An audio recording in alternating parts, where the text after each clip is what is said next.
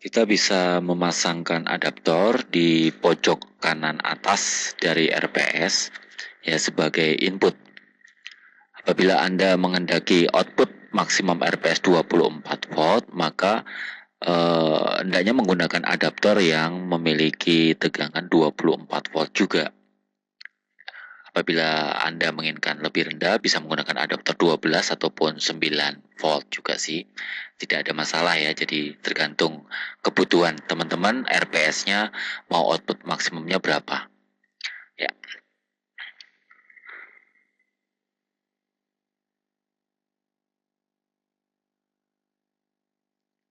Ya, kita akan mencoba melakukan pengujian terhadap suplai arus maksimum yang dapat dilakukan oleh RPS. Ya, jadi yang sebelah kanan adalah potensio untuk current control. Ya, jadi kalau kita putar ke kanan dia maksimum 5 ampere, 5, berapa itu ya? 13. Ya, kita ke kiri kan maka dia 0 ampere.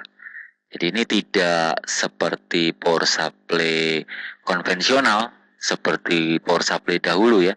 Ada relay ataupun proteksi menggunakan transistor ya, sehingga kalau konslet dia akan putus lalu terhubung kembali seperti demikian. Tidak, kita bisa memiliki full control menggunakan panel yang sebelah kanan ini ya, mau disampaikan 0 atau misalnya mengendaki full currentnya jadi 5 ampere kita bisa penuhnya.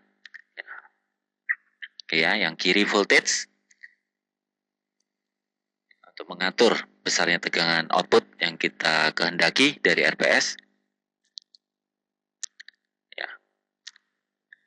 Kita coba RPS yang lain, karena pada dasarnya RPS itu menggunakan modul yang mampu menghasilkan ya arus sampai dengan 14 ampere.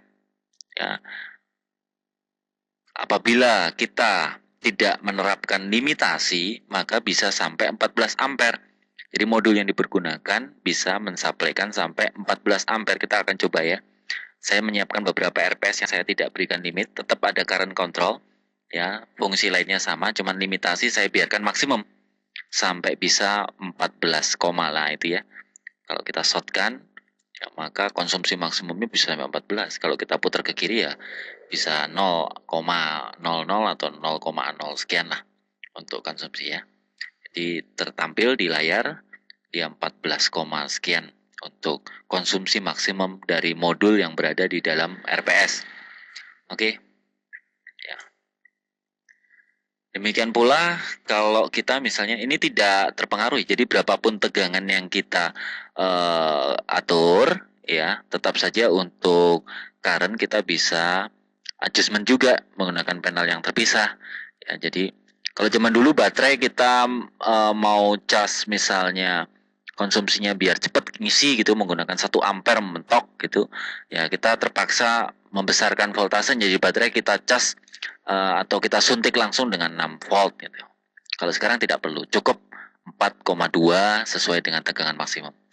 Ya kalau saya coba lagi RPS yang tidak saya berikan limit ya, misalnya 24 watt atau coba untuk Vibat lah, misalnya mau dipakai dimanfaatkan untuk supply ke Vibat, siapa tahu untuk handphone yang short 4 volt gitu ya. Ya, kita coba ya. Ya, kita mentokkan konsumsinya ke kanan. Ya, jadi current kontrolnya ke kanan, dia bisa mampu sampai 14 ampere. Ya, kalau kita ke kiri ya 0, sekian. Kalau ke kanan 14 ampere. Jadi inilah modul yang dipergunakan oleh RPS. Sebetulnya untuk arusnya atau current dia mampu sampai mensuplaikan 14 ampere, bukan yang 5 ampere, 8 ampere ataupun 3 ampere ya. Oke ya, jadi saya pikir sudah jelas kalau yang kiri untuk tegangan, yang kanan untuk current, untuk arus. Oke ya. Apakah ini diterapkan di semua RPS? Tidak, modul yang dipergunakan memang sama, tapi limitasi yang kami berikan berbeda. Ya mungkin untuk jaga-jagalah untuk memanjangkan usia daripada adaptor ataupun RPS itu sendiri.